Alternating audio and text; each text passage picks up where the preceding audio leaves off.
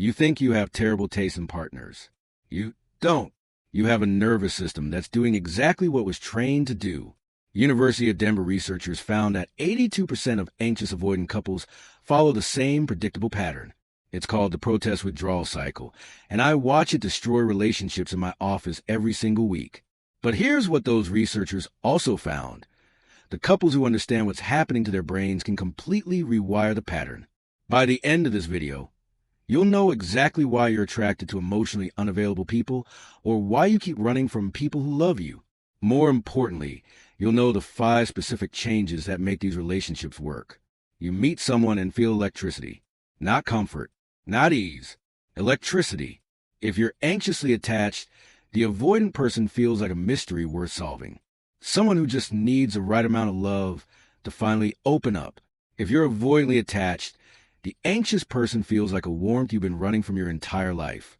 This isn't love at first sight. This is 2 childhood wounds recognizing each other across a crowded room. Here's what's actually happening in your brain. Your nervous system is attracted to what feels familiar, not what feels good. The anxious person grew up with inconsistent love. Maybe your parent was warm one day, cold the next.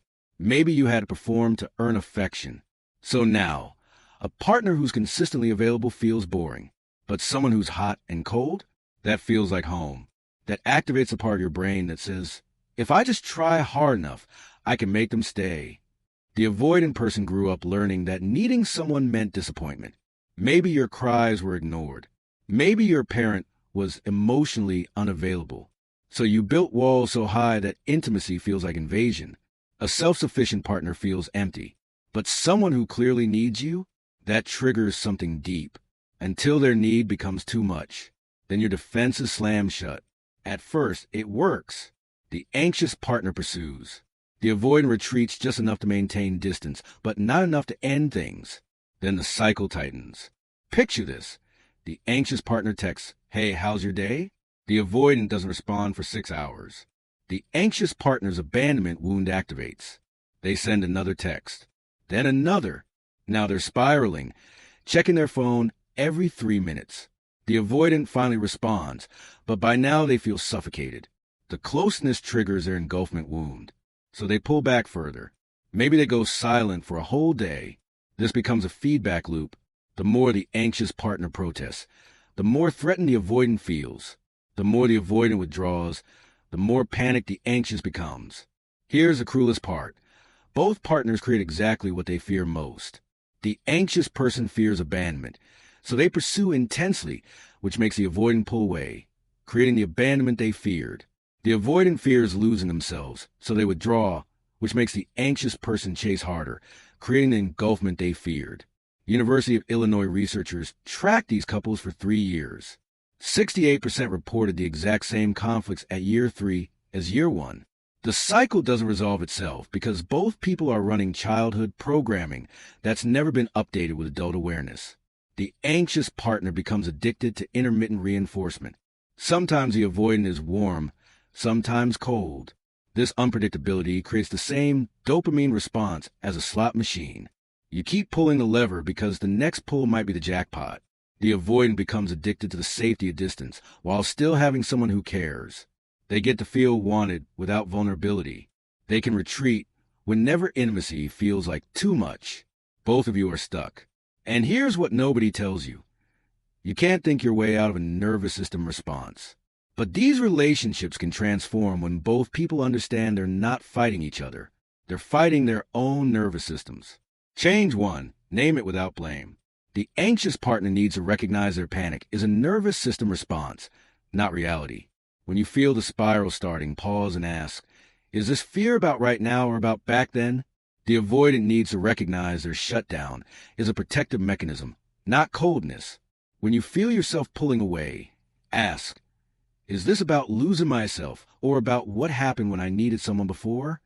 Sarah, one of my clients, started texting herself instead of her partner during spirals. She'd write, "My nervous system thinks I'm being abandoned, but Jake responded this morning and said he loved me. I'm safe."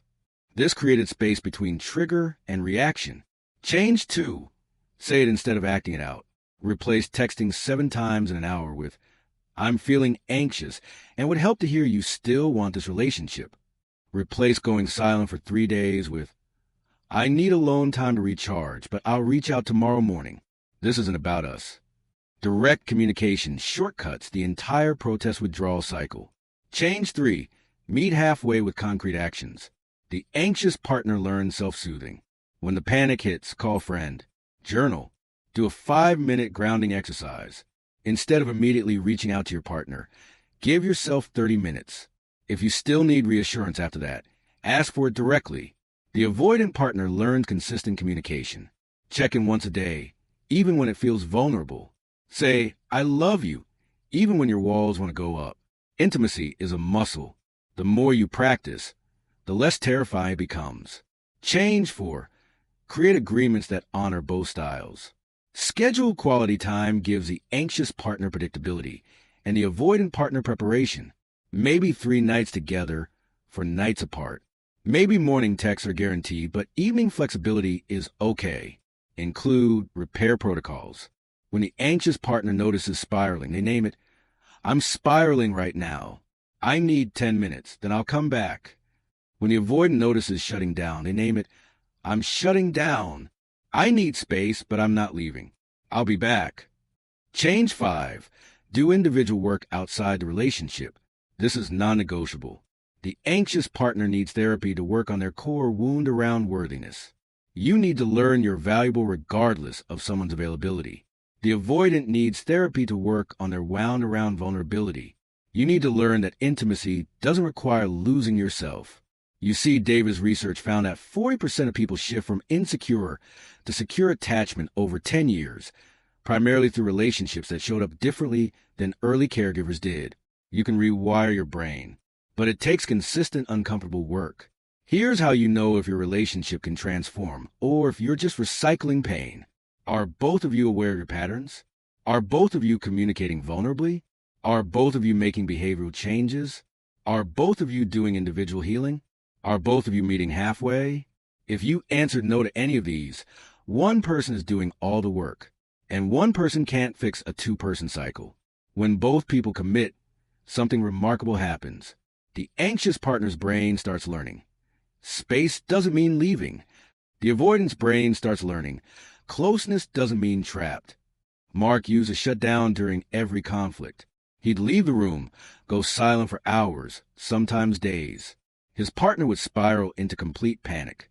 Now, when he feels that shutdown coming, he says, I feel myself wanting to leave right now, but I'm staying. Give me 2 minutes of silence, then I'll respond. That one shift changed everything. His partner learned to trust his silence because it came with a promise to return. The attraction wasn't a mistake. It was 2 people whose childhood wounds found each other, hoping this time would be different. And it can be different, but only through awareness, communication, boundaries, and healing. Sometimes the most loving thing is acknowledging you're both trying to solve childhood wounds through adult love. And that takes 2 people committed to becoming secure enough to hold each other's insecurity without making it mean something about their worth. Drop a comment and tell me, are you the anxious or avoidant partner? And which of these 5 changes are you committing to this week? If this helped you understand your relationship differently, share it with someone who needs to hear this. You're not broken. Your nervous system is just running old software. Time to update it.